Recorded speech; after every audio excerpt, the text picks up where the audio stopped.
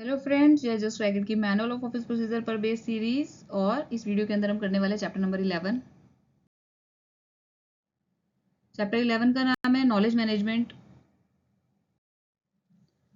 तो बेसिकली हम इस चैप्टर के अंदर पढ़ने वाले हैं कि नॉलेज को मैनेज कैसे करना है। तो knowledge management is a process of creating knowledge, sharing knowledge, using it and managing it, ठीक है, इन एन ऑर्गेनाइजेशन।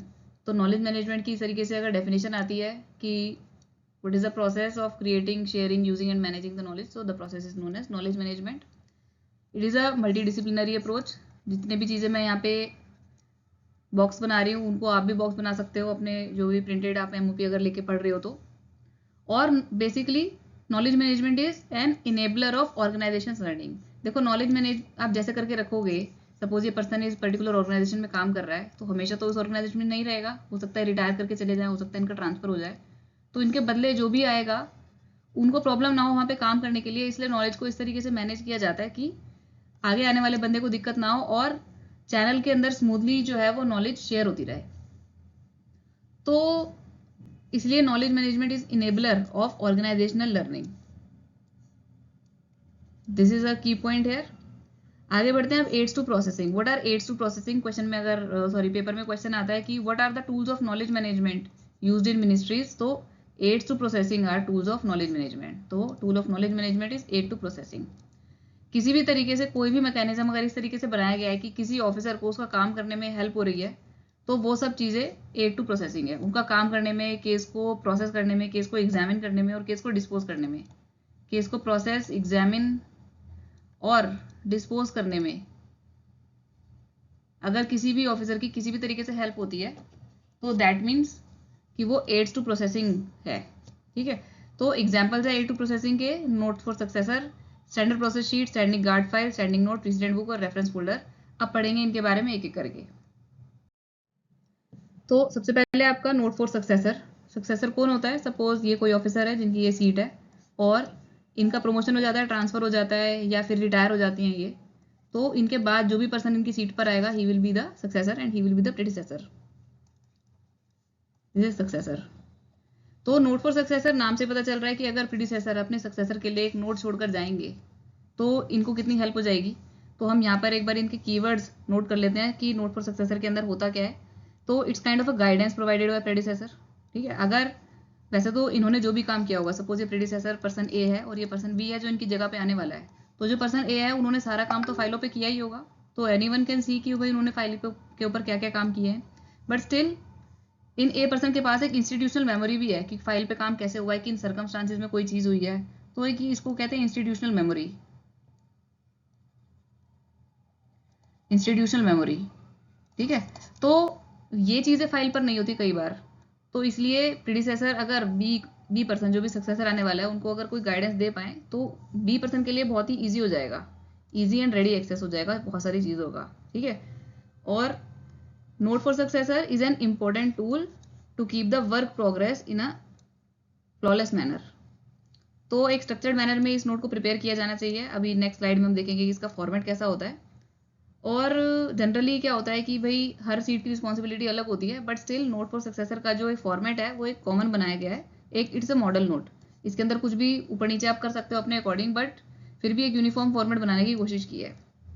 तो it generally has the uniform format. अब उसके अंदर इंक्लूडेड क्या क्या होता है ये देख लेते हैं। अब ये देखो कि नोट फॉर सक्सेसर में होता क्या क्या है। इसके अंदर जो मेन पॉइंट्स है उनको हाईलाइट करके रख सकते हो कि उसके अंदर की एरियाज होते हैं। स्टाफ पोजीशन लिखते हैं उसके अंदर नोट फॉर सक्सेसर में। देन सेंसिटिव मैटर्स का ब्रीफ राइट अप। उसके बाद list of documents required by the officer for handling responsibilities, कि भाई क्या क्या लिस्ट ऑफ डॉक्यूमेंट उनको जरूरत पड़ सकती है, कोई रेफरेंस रूल्स हो सकते हैं। What were the predecessors experience of working, वो बता सकते हैं कि भाई यहाँ पर इस चीज़ की कमी है, स्टाफ और ज़्यादा होना चाहिए या कम होना चाहिए, या वट एवर कुछ भी स्टेप्स नीडेड जो कि लगता है कि इंप्रूव करने चाहिए, तो वो अपने सक्सेसर को बता दें ताकि वो उस डायरेक्शन में आगे एक्शन ले पाएँ। कोई चैलेंजेस उन्होंने फेस किए हो तो वो भी बता दें उसको। देन कंस्ट्रेंट्स, कौन से कंस्ट्रेंट्स हैं यहाँ पर, कहाँ पर टाइम लिमिट्स फॉलो करनी होती है, या फिर चैनल में कहाँ पर स्मूथ चैनल है, कहाँ पर कॉम्प्लेक्स चैनल है, या किस तरीके के कॉम्प्लेक्स केसेस आते हैं। तो ये जो भी चीज़ें हैं ये सब नोट फॉर सक्सेसर में होती हैं। अब यहाँ पर मैंने ये सर्कल या फिर बॉक्स वहीं पर बनाया है जहाँ पर कि ये कीवर्ड्स है।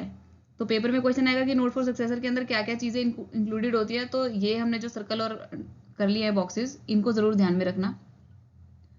उसके बाद है list of the counter parts in various ministry, कि अगर ये एडमिन में पर्सन पोस्टेड था तो भाई काउंटर पार्ट्स, उनके काउंटर पार्ट्स अलग अलग मिनिस्ट्री में कहाँ पर है उनकी लिस्ट भी एक वो दे सकते हैं।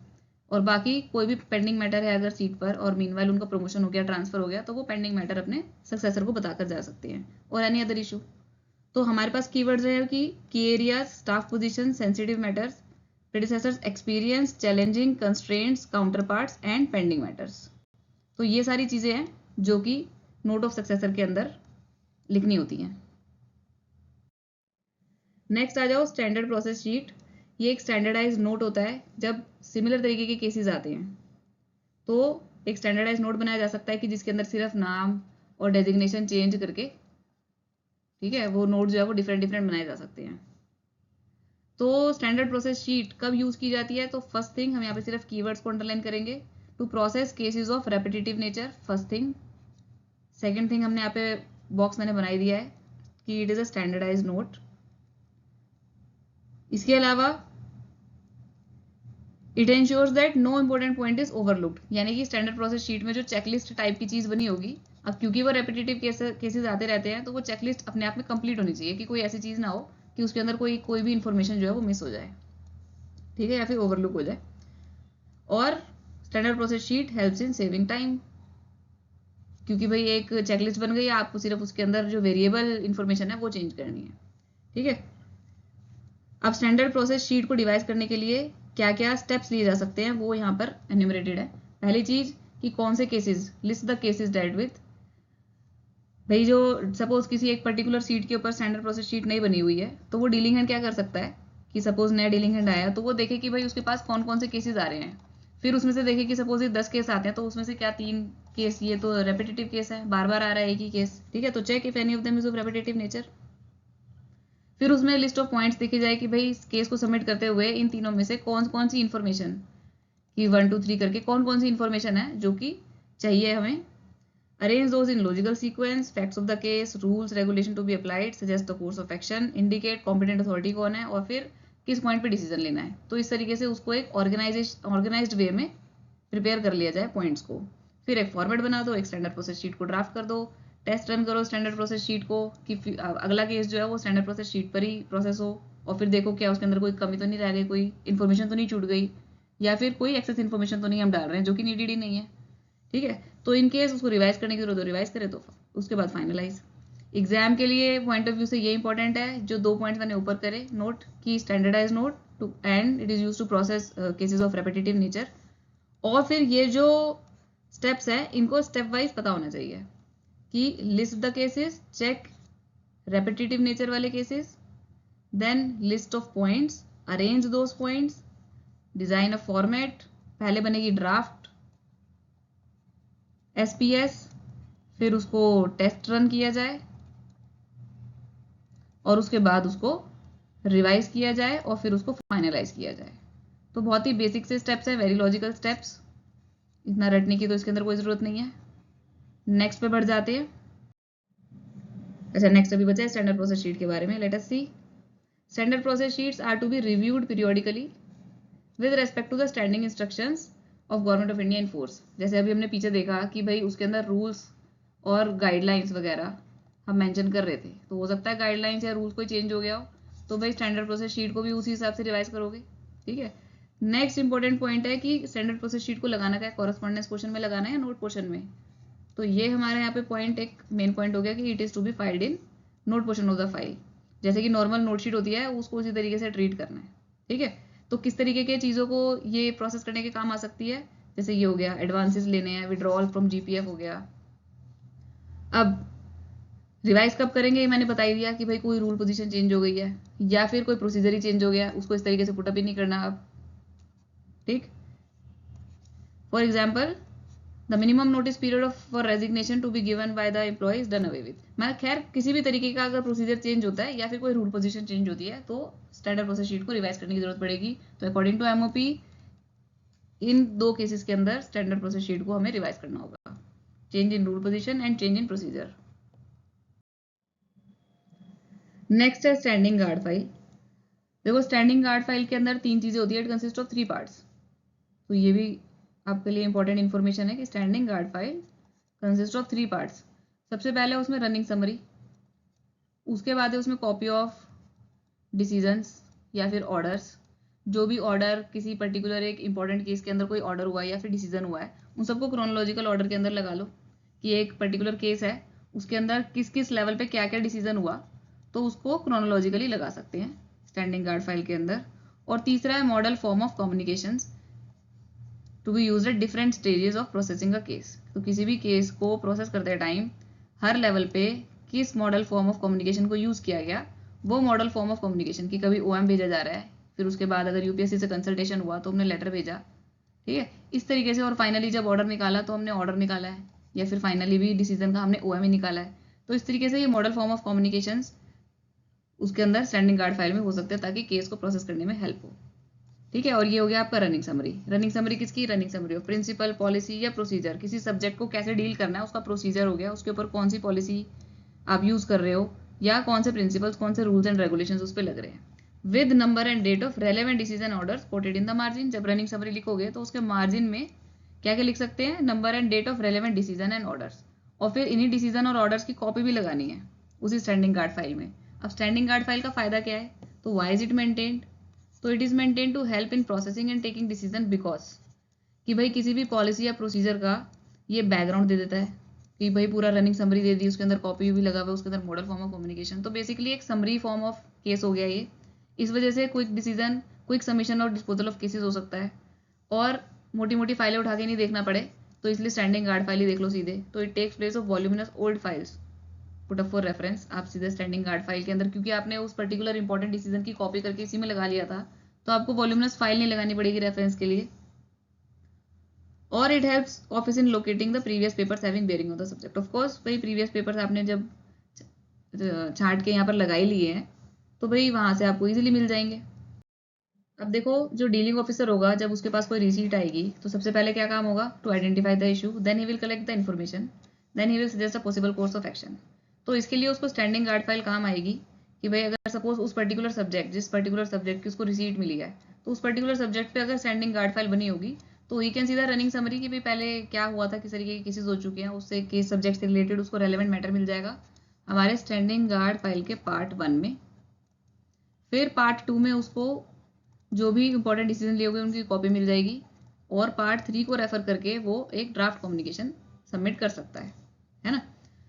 अब इंपॉर्टेंट चीज ये है कि स्टैंडिंग गार्ड फाइल को क्रिएट करने के लिए क्या चीज इंपॉर्टेंट है, तो इस बात को समझना है। स्टैंडिंग गार्ड फाइल का जो पार्ट 2 होता है जिसमें है copy of orders and decision, तो ये इकट्ठा करना स्टेप 1 है अगर आप स्टैंडिंग गार्ड फाइल बनाना चाह रहे हो तो this is the step 1 of creating a standing guard file. तो what is the step 1 of creating standing guard file? To collect the copy of the orders issued by the nodal ministry on the subject, ठीक है। और कई बार होता है कि उस order के ऊपर लिखा होता है कि reference in invited to this department OM of so and so dated what.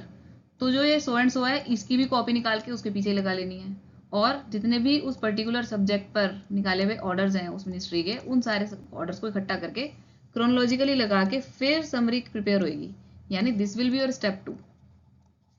और फिर जब आप प्रीवियस फाइल्स को देखोगे, उसके अंदर प्रेसिडेंट, उसके अंदर केसेस देखोगे कि उस सब्जेक्ट पर क्या क्या केस डील हुआ है, तो उस केस को डील करते टाइम आपने क्या क्या कम्युनिकेशन भेजा है किसी दूसरे मिनिस्ट्री को, डिपार्टमेंट को या फिर पब्लिक बॉडी को, तो वो मॉडल फॉर्म ऑफ कम्युनिकेशन जो है वो आपका स्टैंडिंग गार्ड फाइल का पार्ट 3 बनेगा।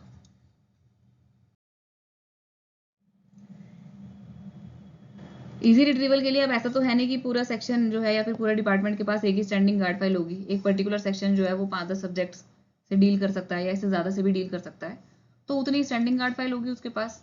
तो सेक्शन के पास एक लिस्ट ऑफ गार्ड फाइल्स भी होनी चाहिए कि वो कौन कौन सी गार्ड फाइल मेंटेन करते हैं, और a copy of this list must be available with section officer, और हर डीलिंग ऑफिसर के पास होनी चाहिए, ठीक है। नेक्स्ट, स्टैंडिंग गार्ड फाइल को अपडेट भी करना है रेगुलरली, तो दिस इज वेरी इंपॉर्टेंट, क्योंकि भाई अगर सपोज कोई ऑर्डर है और उसके ऊपर उसके सुपर सेशन में कोई ऑर्डर आ गया और स्टैंडिंग गार्ड फाइल को आपने अपडेट नहीं करा और उसमें पुराना ऑर्डर ही लगा हुआ है, तो वो स्टैंडिंग गार्ड फाइल फिर किसी काम की नहीं है, ठीक है। इसको एक बार रीड कर लेते हैं। One of the ways to update is to take photocopies of the orders and other relevant communication issued by the subject by nodal ministry concerned and keep them in part 2, ठीक है, in chronological order. और हो सकता है कि भाई अब क्योंकि उसका न्यू ओएम आ गया है या कोई न्यू डिसीजन हो गया है तो आपको रनिंग समरी भी रिवाइज करने की जरूरत पड़ सकती है, तो उसमें सूटेबल पैरा ऐड करें या फिर डिलीट करने पड़ सकते हैं, ठीक है। तो such revisions are to be made only after preparing a draft, getting it cleared by the branch officer. तो दिस इज वेरी इंपॉर्टेंट कि ब्रांच ऑफिसर जो है वो उस रनिंग समरी को एक बार देख ले उस स्टैंडिंग गार्ड फाइल को अपडेट करने से पहले। तो हुज रिस्पॉन्सिबिलिटी इज दिस? तो रिस्पॉन्सिबिलिटी है ब्रांच ऑफिसर की, ठीक है। अब है स्टैंडिंग नोट। स्टैंडिंग नोट का मतलब ये फाइल से रिलेटेड है। तो इसका मतलब स्टैंडिंग नोट सबसे पहले चीज किस चीज में हेल्पफुल होता है कि किसी पर्टिकुलर एक सब्जेक्ट पर कौन कौन सी पिछली फाइलें हैं जो कि डील हुई हैं, तो उन फाइलों का रिट्रीवल करने के लिए स्टैंडिंग नोट जो है वो हेल्पफुल हो सकता है, ठीक है। Because it contains reference to the important previous files. Standing note के अंदर प्रीवियस फाइल्स जो कि किसी भी सब्जेक्ट पर बेस्ड हैं, किसी एक पर्टिकुलर सब्जेक्ट पर अगर स्टैंडिंग नोट बनाया गया है तो उस नोट के अंदर उस पर्टिकुलर सब्जेक्ट से रिलेटेड जितनी भी प्रीवियस फाइल्स हैं उन सबके रेफरेंस होंगे। तो इसलिए स्टैंडिंग नोट को रेफर करके आप इजीली लोकेट कर सकते हो जितनी भी फाइलें हैं उस पर्टिकुलर सब्जेक्ट पे, ताकि आप केस को इजीली जल्दी प्रोसेस कर पाओ, ठीक है। तो it is a continuing note explaining among things the history and development of the policy and procedure, कि कोई पॉलिसी इस पर्टिकुलर लेवल तक कैसे आई है तो उसकी पूरी हिस्ट्री एंड डेवलपमेंट जो है वो स्टैंडिंग नोट में लिखी होगी। ये इसलिए इंपॉर्टेंट है और इसलिए मैं इसको बॉक्स बना रही हूँ कि पेपर में आ सकता है कि जो हिस्ट्री डेवलपमेंट है of the policy and procedure, ये अगर किसी नोट में अवेलेबल है तो उस नोट को क्या बोलेंगे, तो that is a standing note, ठीक है। एग्जैक्टली क्योंकि वर्ड्स पकड़ के क्वेश्चन आ सकता है। और ये जो स्टैंडिंग नोट है ये किस किस पर्पस, कौन कौन से पर्पस से सर्व कर सकता है, तो भाई किसी पर्टिकुलर पॉलिसी का कंप्लीट बैकग्राउंड मटेरियल, कि आज की डेट में ट्रेनिंग पॉलिसी अगर ऐसी है तो इसका कंप्लीट बैकग्राउंड पीछे से कैसे चलता आ रहा है, ठीक है, कैसे कैसे ट्रेनिंग पॉलिसी में चेंज हुआ है और कैसे कैसे आज की डेट की जो ट्रेनिंग पॉलिसी है वो कैसे इमर्ज हुई है। नेक्स्ट, वो it can also serve as a brief for preparing reply to parliament question. कोई पीक्यू आया है अगर, है ना, या फिर कोई सप्लीमेंट्रीज आए हैं तो उसके रिप्लाई बनाने में बहुत इजीली हेल्प हो सकती है स्टैंडिंग नोट से। और फिर इंडक्शन या ट्रेनिंग मटेरियल के लिए भी स्टैंडिंग नोट बहुत यूजफुल हो सकता है, because it contains all the history and development of the policy and procedure. और जब भी किसी पॉलिसी प्रोसीजर में चेंज हो तो स्टैंडिंग नोट को अपडेट कर देना चाहिए, कि उसके अंदर और एक्स्ट्रा चीजें ऐड करते जाना चाहिए कि भाई अभी तक ये ट्रेनिंग पॉलिसी थी, आज की डेट में इसके अंदर क्योंकि ये डिसीजन और हो गया तो अब ये ट्रेनिंग पॉलिसी हो गई है, तो उसमें चीजें ऐड ऑन ही होती जाएंगी। नेक्स्ट है प्रेसिडेंट बुक। प्रेसिडेंट बुक का फॉर्मेट ये रहा, एक बार ब्रीफ में बता रही हूँ प्रेसिडेंट बुक होता क्या है।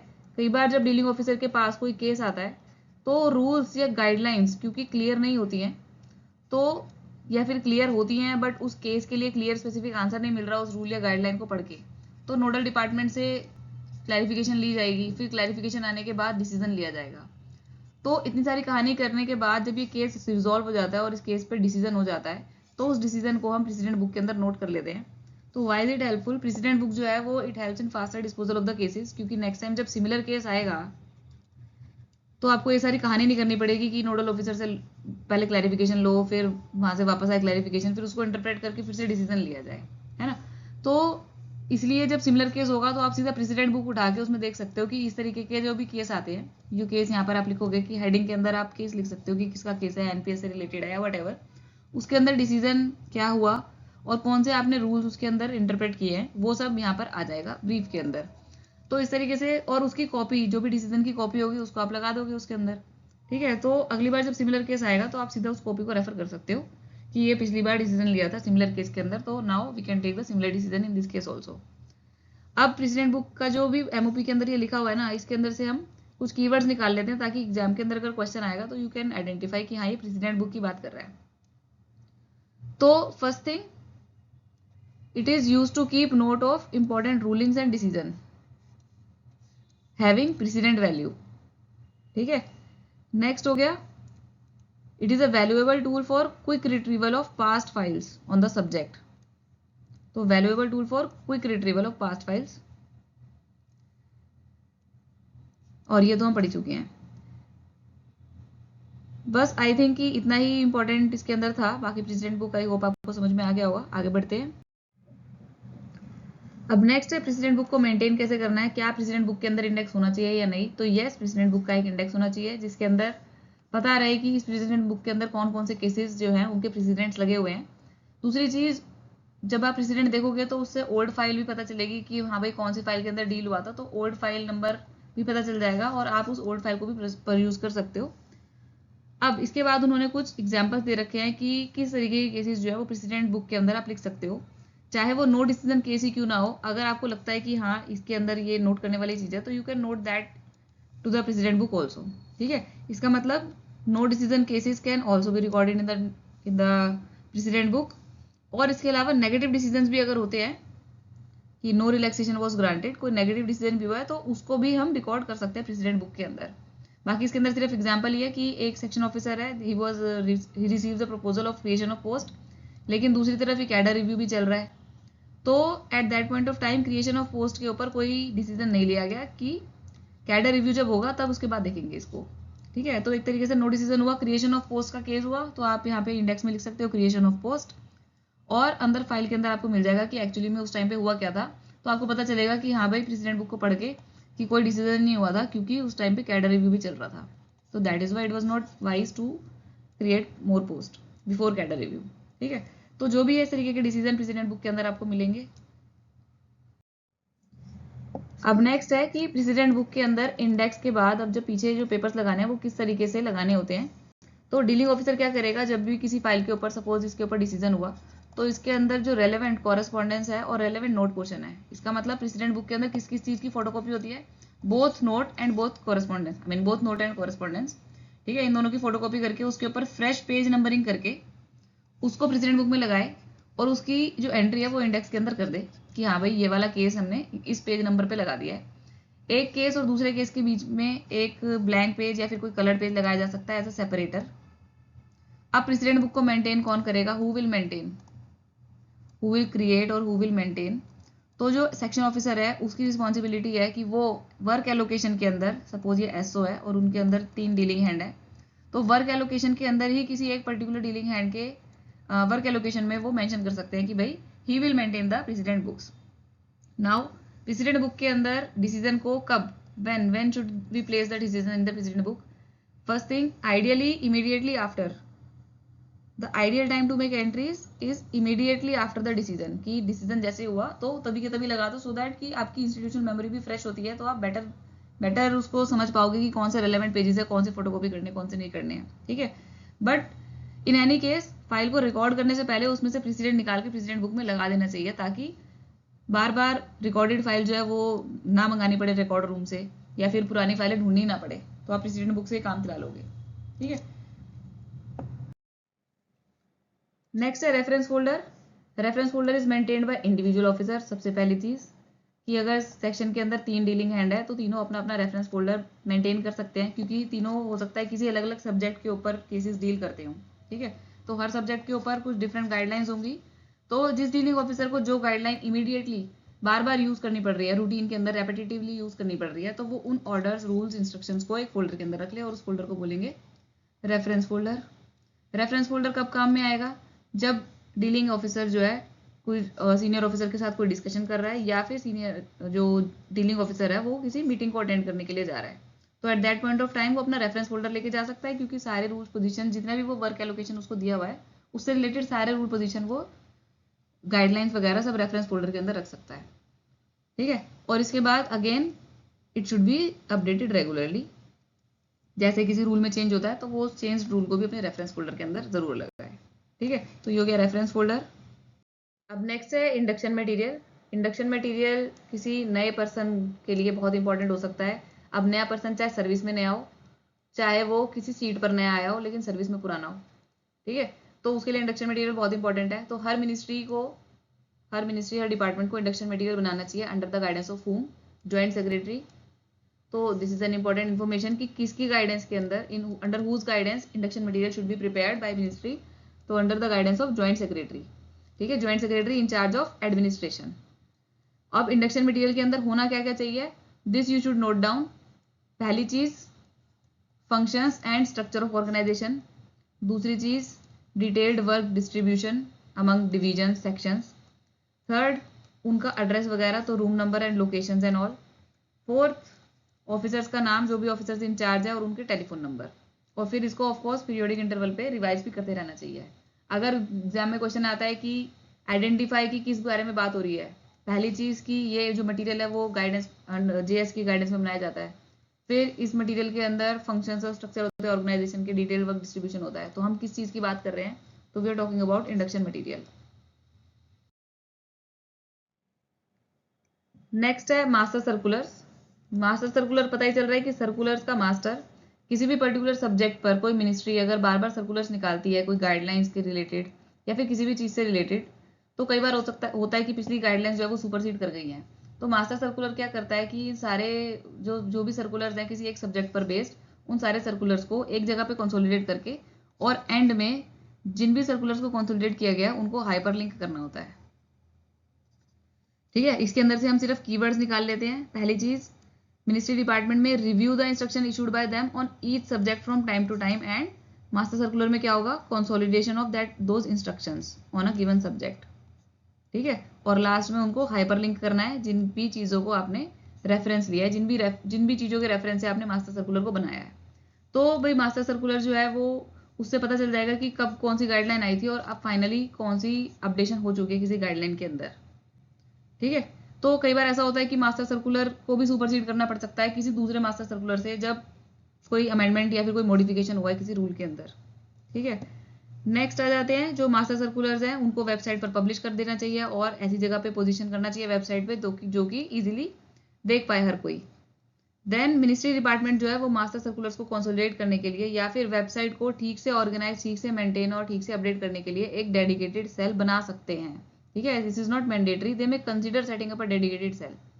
और ये जितनी भी कहानी है ऊपर मास्टर सर्कुलर से रिलेटेड की वही वेबसाइट पे डालना है, उसका मॉडिफिकेशन हो गया तो फिर उसको सुपरसीड कराना है या फिर इंस्ट्रक्शन को कंसोलिडेट करना है, ये सारे मेजर्स जो है who will review all these measures, तो these measures will be reviewed by secretary.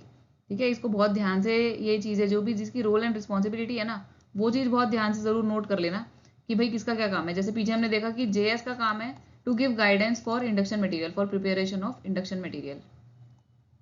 अब यहाँ पर सेक्रेटरी का काम है to keep a review on the progress कि मास्टर सर्कुलर जो है वो ठीक से पब्लिश किए जा रहे हैं या टाइम टू टाइम उनको अपडेट किया जा रहा है या नहीं। अब नेक्स्ट आ जाते हैं रिस्पॉन्सिबिलिटी मैपिंग। तो इस चैप्टर में हमने जितनी भी ये चीज़ें पढ़ी है, note to successor, note for successor, SPS, standing guard file, president और रेफरेंस फोल्डर, इनकी रिस्पॉन्सिबिलिटी किस किस को असाइंड है। तो नोट फॉर सक्सेसर खुद ही सोचो कि किसकी रिस्पॉन्सिबिलिटी है नोट फॉर सक्सेसर बनाना, भाई प्रेडिसेसर की। अगर इस पर्सन की सीट पर कोई दूसरा पर्सन आ रहा है तो who will make a note for successor, तो दिस पर्सन विल मेक, यानी officer concern. Then standard process sheet, इसको हम पढ़ चुके हैं पहले भी कि ब्रांच ऑफिसर की रिस्पॉन्सिबिलिटी उसको अप्रूव करना। बनाएगा कौन, बनाएगा तो डीलिंग हैंड और सेक्शन ऑफिसर के सुपरविजन में, बट ब्रांच ऑफिसर की रिस्पॉन्सिबिलिटी है उसको अप्रूव करना कि हाँ ये स्टैंडर्ड प्रोसेस शीट हम हर केस में अब यूज कर सकते हैं। देन स्टैंडिंग गार्ड फाइल, तो सेक्शन ऑफिसर विल इंश्योर कि उनके सेक्शन के अंदर एक स्टैंडिंग गार्ड फाइल जो है वो मेंटेन की जाए। देन प्रेसिडेंट बुक, मैंने बताया प्रेसिडेंट बुक की जो बनाने की रिस्पॉन्सिबिलिटी है वो तो वर्क एलोकेशन के अंदर किसी डीलिंग हैंड को दी जा सकती है। वर्क एलोकेशन के अंदर सेक्शन ऑफिसर जो है वो किसी डीलिंग हैंड के वर्क एलोकेशन में ये लिखेगा कि ये बंदा प्रेसिडेंट बुक बनाएगा, but branch officer will have the responsibility कि वो प्रेसिडेंट बुक बने, यानी कि उसको रिव्यू लेना कि प्रेसिडेंट बुक मेंटेन हो रही है या नहीं हो रही है। This is the responsibility of branch officer. Then reference folder, तो मैंने बताया कि अगर सेक्शन के अंदर 10 डीलिंग हैंड है, 4 डीलिंग हैंड है, जितने भी डीलिंग हैंड है वो अपना अपना रेफरेंस फोल्डर बना सकते हैं। ठीक है, अब अगर यहाँ पे मैंने लिख दिया कि भाई सेक्शन ऑफिसर की जिम्मेदारी है स्टैंडिंग गार्ड फाइल की, तो इसका मतलब ये नहीं है कि सिर्फ वही बनाए। तो सेक्शन ऑफिसर जो है वो डीलिंग ऑफिसर या दूसरे ऑफिसर्स को अपनी हेल्प के लिए बोल सकता है कि आप बनाइए और मैं रिव्यू कर सकता हूँ। ठीक है, या सुपरविजन का काम है। देन देखते हैं ई फाइल के अंदर, और देन आपका चैप्टर खत्म हो जाएगा। ई फाइल के अंदर वो बता रहे हैं कि इलेक्ट्रॉनिक और फिजिकल फाइल जो भी खोली जाए उसके अंदर एक रिमार्क का कॉलम होता है और उसके अंदर जो भी डिसीजन हुआ उस फाइल के अंदर उसके कीवर्ड्स और कैचवर्ड जो है वो रिमार्क कॉलम में लिखे जा सकते हैं। तो एक तरीके से ये प्रेसिडेंट का काम करेगा वो जो रिमार्क्स हैं। Then it is possible in e file के अंदर भी एक पॉसिबल है कि एक सिंगल फोल्डर बना के रख दो और उसके अंदर जितने भी चीज़ें हैं स्टैंडिंग गार्ड फाइल और प्रेसिडेंट फोल्डर्स के जो भी फीचर्स हैं उन पेपर्स को, यानी प्रेसिडेंट फोल्डर के अंदर आप जो फिजिकली रखते हैं उस चीज़ को आप स्कैन करके प्रेसिडेंट फोल्डर के अंदर ई फाइल के अंदर भी डाल सकते हो। तो this facility is also available in e file. ठीक है। सो आपका चैप्टर 11 जो है वो खत्म हो चुका है। नेक्स्ट वीडियो में करेंगे chapter number 12। So thank you for watching.